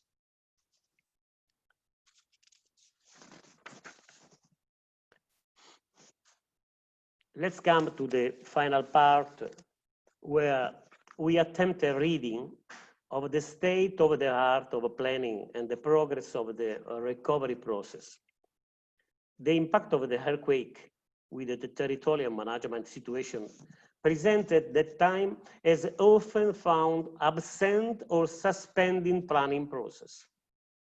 And even the application of the existing regional urban planning tools, we cannot say that they had found appropriate attention even before the seismic events. Both at the territorial and intermunicipal scale, in Italy, for instance, we have the rural development plans or the strategy for development of inland areas, but also at the other scale of above municipal planning, we have an environmental scale plan or provincial coordination territorial plans and the park plans. And while waiting for the preparation of large scale projects, the municipalities have been working on the construction of housing emergency area, the SAE. The SAE is the name of this little building on wood prepared for the people living in the villages. And those works that often private individuals have donated for services. The immediate impact was, and the solution was, this kind of donation from a private enterprise part.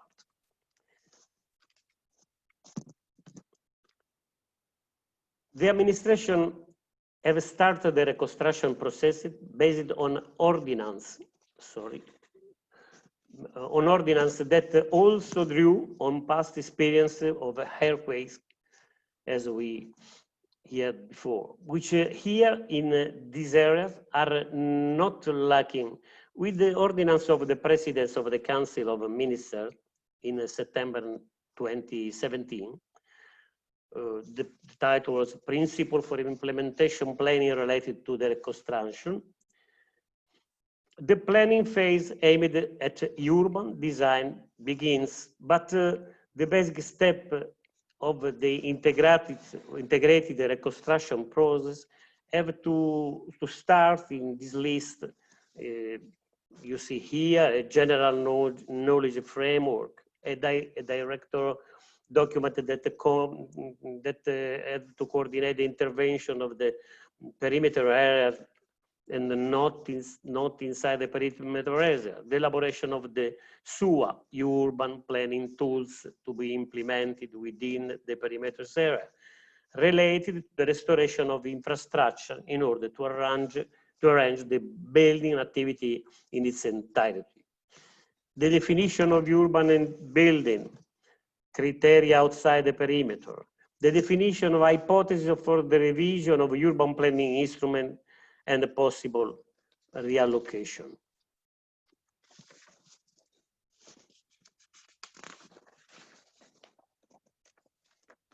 In some cases, the stage of this process have been included in calls for tenders, which once completed, allow the administrator to obtain a quick conclusion of the entire design process from the designer in charge. You know that in Italy, we have some problem with the rules and the laws. Too many rules, too many laws at all the time are extremely difficult because we spend too long time to arrive at to propose a conclusion of our practices.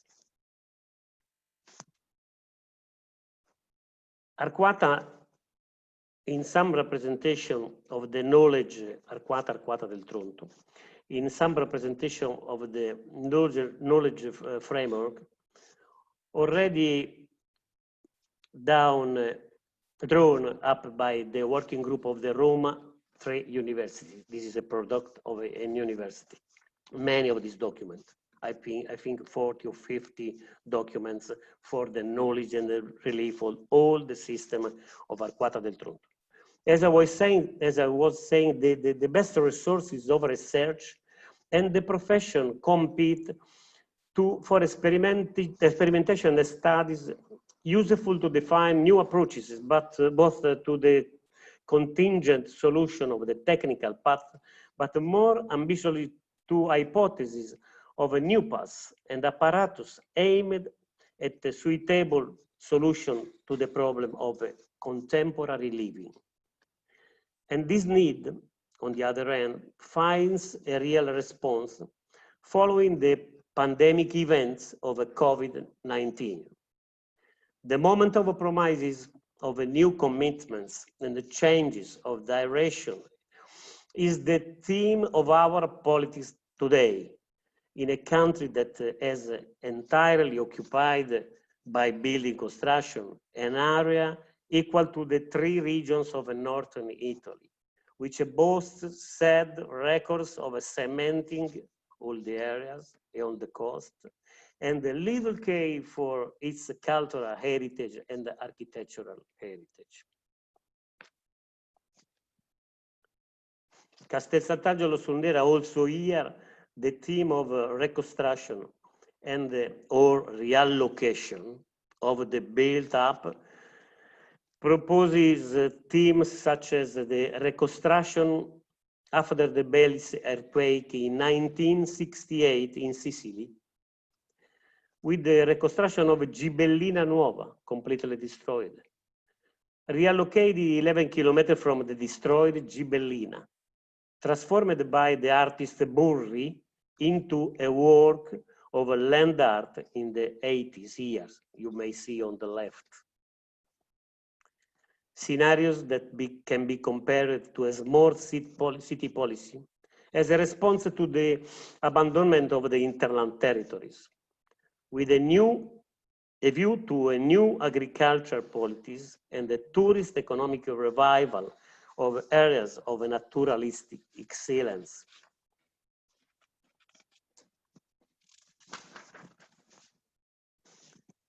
And the group led by architect Boeri proposed 10 strategic themes for the recovery of Castel Sant'Angelo, another of these little villages, all based on innovation, sustainability, recovery of the natural and architectural heritage, and as well as local production, always with the idea of a revival of tourism. Finally, the case of Mucha. Here is an example of the perimeters you see on the right, used in the urban core and in the ancient one with the reference to Ordinance of May 2017 to make the recovery intervention feasible with a logic of the homogeneity of the historical building and the functional distribution of the artifacts. In the case of a small town at the bottom of the valley, where near is below Camerino, the city very known, where the historical apparatus of the enclosed nucleus guides the roadways, the model of reconstruction of the nucleus is based on the reappropriation of the prerogative of a city of water, surrounded by the rivers. A defended city in possession of an economy based on the existence of mills, Mucha can regain at least, in part, the role of a city of a post and the control of transit routes dedicated as it was in the past to trade, agriculture, sheep farming, and breeding. The document director proposes again obligation and commitments in the reconstruction of the nucleus that we have already listed, aimed at making compatible as never before the living and the social use of the city in an area at risk of seismic events that must be lived in total safety.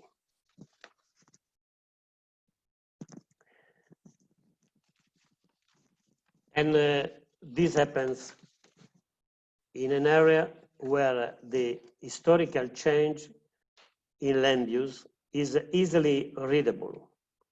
The drawings testify the complexity of urban renewal, especially implemented in the 20th century in a bad manner. The problems range from the coexistence of areas and the cultural heritage of great value to the compatibility of emergency intervention with the area of the new site, in yellow, indicated here in yellow, the new building of provisional works. So the attempt to recover an ancient and a strategic role for the historic center that you see in red, very little center, as well as the need to make the productive areas live to relaunch local production, to the compatibility of the new freeway tracks that overlap heavily and out of scale with the existing buildings, the new highway, the superway you see over the mapping of the city and this expansion, representing an example of how little attention is paid to the value of past testimonies. Thank you very much. Thank you very much for the presentation, which is very close to one which we had from Ms. Lia Bilardi. And I think that the audience could got a complete picture from those two presentations. So I thank you very much for concluding with your presentation lectures. And after now we can go to see how many questions we got. And I will ask you to reply to these questions and to give us some thoughts in deep. Now I have to apologize to Leah. She was the only one I interrupted. It was a little bit misunderstanding. So if you have some more from your lecture to give us, you can go on, but also there are at least 2 questions to your lectures. Yeah. You see this on QA. Yes. So please, can you go on with your answers and comments? Yes. The 2 questions are related a little bit, and they are about really mapping. When I talked about mapping, and when I use mapping, I see mapping as a tool in placemaking, as a tool for engaging the local community in co-creating the vision for the place they want to live in the future, in co-creating the vision for a building, if they want to restore a building. So the key element of the process of building that vision, of co-creating that vision, is, in my view, the mapping. Now, that mapping involves a process, as we said. Who starts the process is always the question. Do we start from outside? Is the consultant that starts? Is the cultural operators on the ground that start the mapping? Is it the community that has the need really to get together? And each time it starts from a different point of view. But what counts is the principle. The principle is that the local community comes together on an imaginary table in a series of exercise, which could be, for example, perception mapping. How do I feel about living in this particular area? And we can do that by setting up hashtag on the internet, doing Facebook pages, or simply gathering the community around the table, and they give us their video diaries. They film themselves, what they do on a daily basis in a certain place, how they use a certain building, what they would like to change for that building. Okay, so that's the mapping. That's how I use it. And that's the whole idea of engaging the local community in making progress, in making change, in co-creating that vision. On the other question, which was really about smaller places, places that are shrinking, and what do we do? Nobody has the answer. Okay, that's the first thing, but we can try. And the first thing to notice is that certainly COVID provides us with an opportunity to look at trends. In the last month, I have read a number of surveys, sociological surveys, behavioral surveys, etc. People are indicating that they are less likely to want to live in cities in the near future. People are indicating, even estate agents are now remarking on this new demand for people to want to move out of the big city centers where the density is, where the contagion could happen. So people are still worried about this, and they will remain worried about this for a while. So we can I hasten to say, we can safely maybe say that there will be a counter trend to what we have seen until now, which is excessive urbanization, because of course that's where the jobs are, etc. So towards a coming out of big cities and moving towards smaller centers. And that was already happening in part due to ecological disasters and many other issues, etc. So there might be a trend here already. So for those cities that are shrinking or at worst disappearing, we got to, again, go in there and establish a process of deep analysis of what is going on in the texture of those places. We can do it at regional level, because usually one place alone is not shrinking. Usually it's a cluster of places that shrink, and they are usually related in a peri-urban area to a big city or to a region where people flock. So it's usually a network of smallish places that tend to shrink rather than just one place. So we already have to think in regional terms, even applying it to shrinking places. So we are looking, and we need to look deeply on the texture of that place. And we look at the texture of that place through three elements: the people, the landscape, the place, the geography, and the economy. This is like the three coordinates that biologist and urbanist Patrick Geddes, a Scottish Patrick Geddes, looked at and used in his model of planning cities for people, he's saying. So we need to go back into these places that are shrinking or disappearing, into the texture, study it in a deep sense as how the people, how they are moving, where do they go, what's the mobility there, what has happened in the last 10, 15 years or something in there. From the point of view of the economy, what was there before? Has all the manufacturing gone? All the industry gone? All the educational institutions, how are they performing? Are they still there? Are they not there? How is education performing at regional level there? Are still there strong centers that could be an attractor for some new activity? And then the people themselves, who are they? Are they, what kind of social, ethnic composition do they have? Because, for example, shrinking cities abandonment of villages and small places is a problem, not just in Italy. In Sweden, for example, you wouldn't expect maybe, but that's a big problem in Sweden.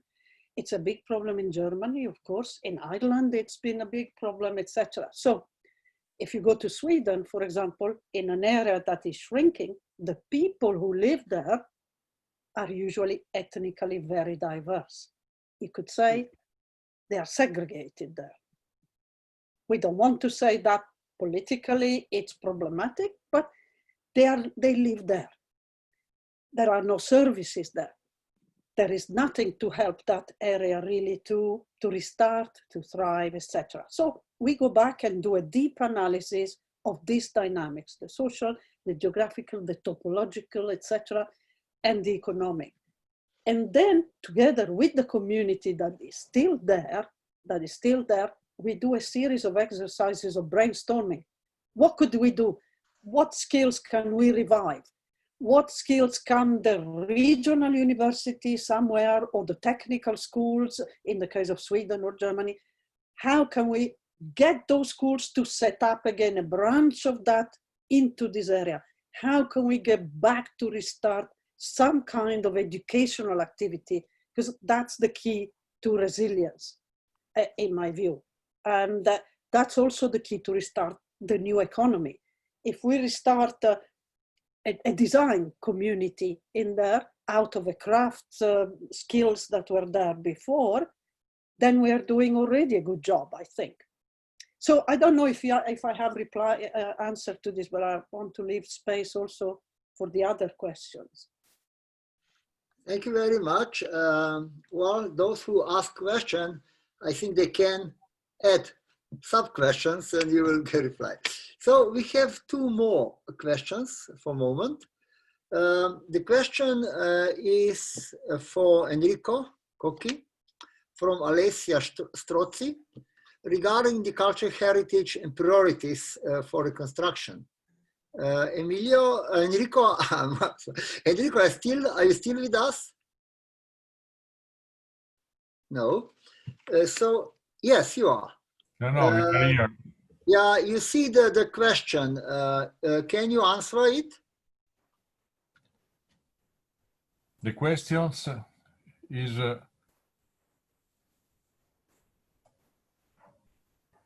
it's regarding the cultural heritage and priorities for construction. How have you chosen which cultural heritage first to work with? Thinking of Mr. Bell's presentation, was the community involved anyhow? If yes, how? sorry, but I don't understand better. I'm sorry. The answer is for our typology of selection of the intervent. Sorry. So you see the question on QA on your screen.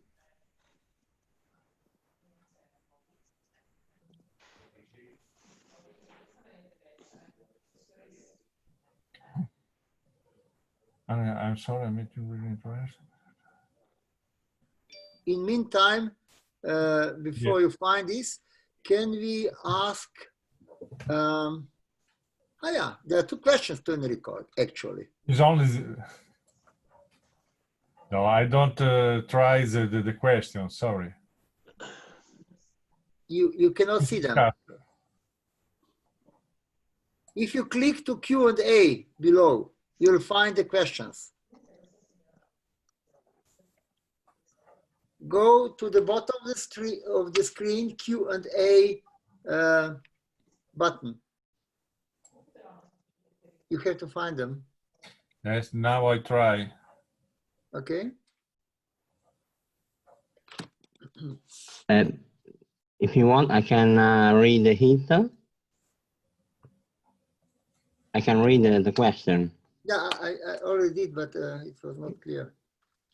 The question is, how important was it to work hand in hand with MiBACT and Stefania?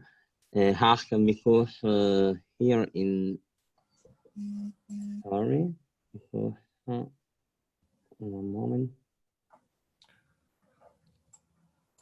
There is. We made down the slides. Yes, the slide is not a problem. It's a binocular your program seems.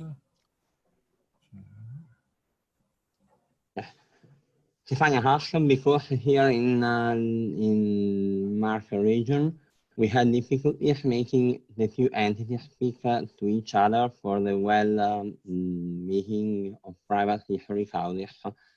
And I think the question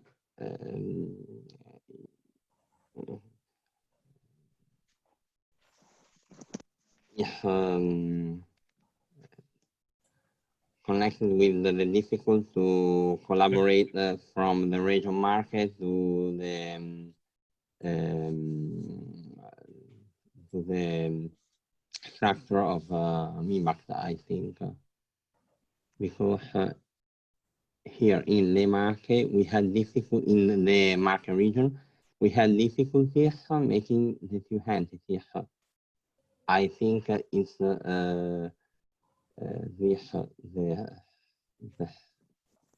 Sorry, maybe it will be easier if you answer in written. You can also answer a question, think about, and you can type on the answer. It's not necessary to go on. And if you allow me, I have for 4 panelists. I cannot write the questions because I'm panelist, so I have to ask you verbally. I have for all of you a little, well, question, something to think about. When we are dealing with heritage on the earthquake-prone areas, we are always sometimes facing 2 issues. The safety, on the other side, the living comfort of people using the heritage for everyday life. We know that we have quite efficient and less expensive measures to increase the living comfort, although all these measures are not suitable for heritage. You cannot just put on isolation on beautiful facade. But sometimes those who are investing and planning this improving or upgrading of living comfort, of energy efficiency, are forgetting that we have below the problematic structure. Is any opinion from you on this direction?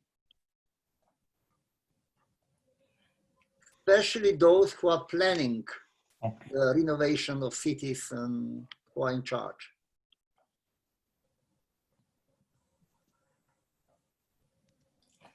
Okay.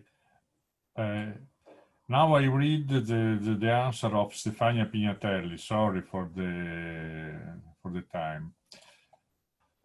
Okay, for us to work with MiBACT is very important because we have normally all the project, the contemporary instruction for the security, the service of seismic, but also the difficult of the old building for the heritage reflection. And we have only one commission with MiBACT, also with seismic. And in the priority of the reconstruction, we have this situation.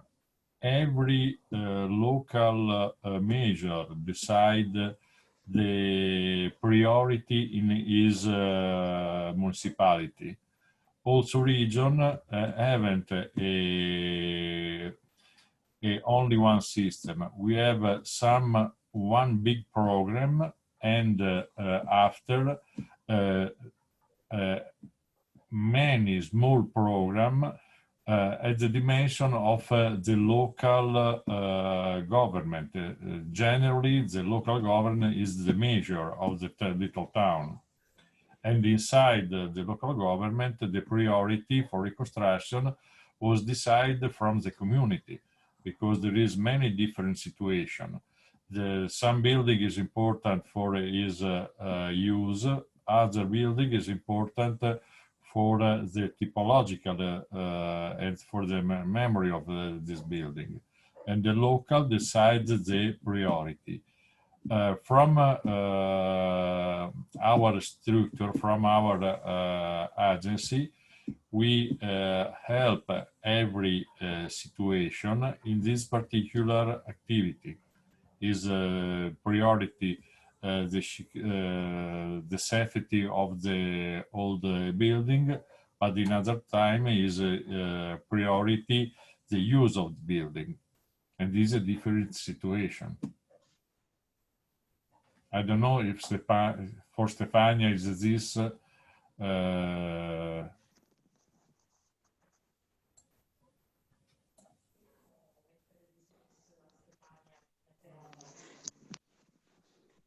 So thank you for answer. I think that you just hit the I question. have a question. Yes, I have a question for Stefania. Oh, this is really important. You know, the reconstruction. We have to think that the reconstruction is possible, but we have to decide what to do if we have some particular case. You understand that in some cases we have the completely destroyed country, little village, completely destroyed. I before told the situation of Gibellina in Belice, the earthquake, because it is possible. Another at limit is possible another kind of solution. No, the possibility to move to another side. This you may consider. The problem is the depth knowledge, as Dr. Lia Ghilardi said, is important to know and to have all the problems, all the situation, all the data, a big data for the knowledge of the territory, of the small center, of the cities. No? In particular in Italy, where we have a big cultural heritage problem, and we have to know. And then we may use the data and we may decide, but we have to be prepared before, not when there is the seismic event. This is the mistake usually. And you have to begin a process, always later. It is impossible to solve the problem, no? Because for instance, we changed the rules and the laws, seismic event after seismic event. We changed the rule. We changed the possibility of to interview in the situation. No, this is a mistake. This is a problem because the times are enlarging without solution. Like in this moment in Italy, we lost 4 years, and we have to begin to complete the process of the reconstruction. Not begin the reconstruction, to begin to complete the process. Then the other question is from Alessia, and she was proposing the discussion of the participation in developing DDR. The DDR is a new instrument, completely new, not in the past documents and the rules in Italy. It's like an instrument at the beginning of the activity of the proposal, and to understand which may be the general situation of a planning in the little countries. But as I said, we have this problem of the little villages, real little villages. As we said before in other speeches, we have to understand what is possible to propose for changing the situation of occupy the sub-mountains and the mountain territory, abandoning the idea of the city on the coast of the metropolis, and to renew a new model of the city, a new model of living, because it's possible now. It's possible for the problem of the connection, it's possible for the problem of the COVID, everything is deposing for a new model. We have to do this, is important. Okay. So, Fausto, thank you very much. It was very important, especially what you said a little bit before about the changing policies. Yeah. I'm civil engineer, and I know how it works on the prone areas. But okay, that's not the whole story. I was provoking a little bit about this conflict of living comfort and safety. I think that we have to work together, especially in Italy. You are in these reconstruction campaigns. I would plead for going this way, because we made a mistake in Isonzo River, Posoce, in the large Slovenian campaign for retrofitting post-earthquake area. We didn't go that time much in direction of living comfort. We've been very, very concentrated on structural issues, but now the things are returning back.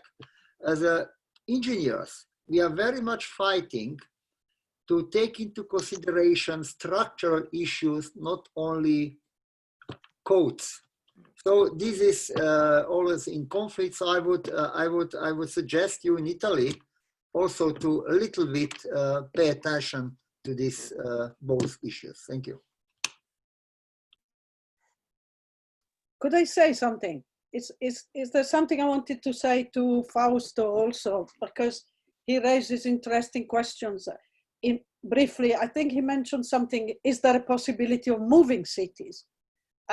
Like I worked with a team of architects on moving the city of Kiruna in Sweden from the site where it was when the mine sunk and the whole city was sinking. This was 5 years ago, 2012, actually longer. So there was a concorso di idee to architects, psychologists, whatever, multidisciplinary teams to propose an idea of how Kiruna could be moved to a different site, a safer site. And we did. Every one of us proposed ideas. And we came up with a city that is multi-layered, and it's a city that you can build and rebuild, modular, a modular city. It's a city that is planned openly in a way that you can add or take out, change the kind of housing projects, make it change and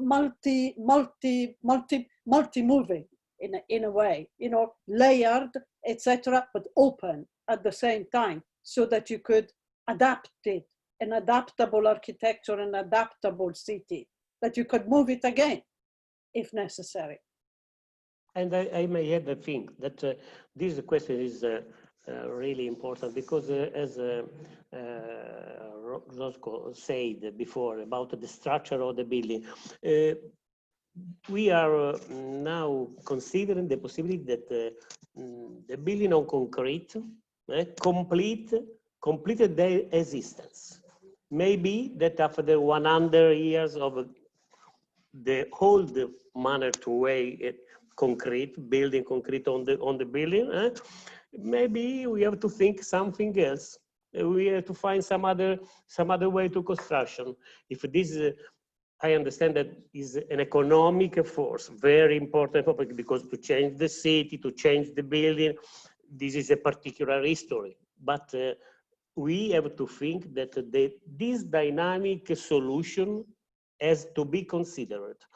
In South America, the people, the new engineers structure, they consider the possibility to promote a completely new idea of the solution, a seismic, you know, the pendolo, the building with some structure with the pendolo, I don't remember in English, which is but for understanding that we have to move towards a new methods. So thank you very much. Now, obviously, we have to come to the end. I would like to thank all of you. It was very interesting time we spent together. Excellent lectures, but also very interesting discussion at the end. So the best comes at the end. So there are some questions, maybe. I think we went through all the questions and answers. maybe some participants will send you questions, and I please for your answers, and maybe to inform the organizers to complete our story of this webinar. So Opera started as non-virtual project. COVID-19 put us in, let's say, digital, not really virtual area. What I see as a kind of advantage, if I can say so, it became much more visible. More people are included, because no, this project Opera, in comparison to Horizon project, is a tiny one concerning the investment of Europe, of funds. But I was participating in bigger ones also, but this one I see will become big, very good profit from small investment to very high impact.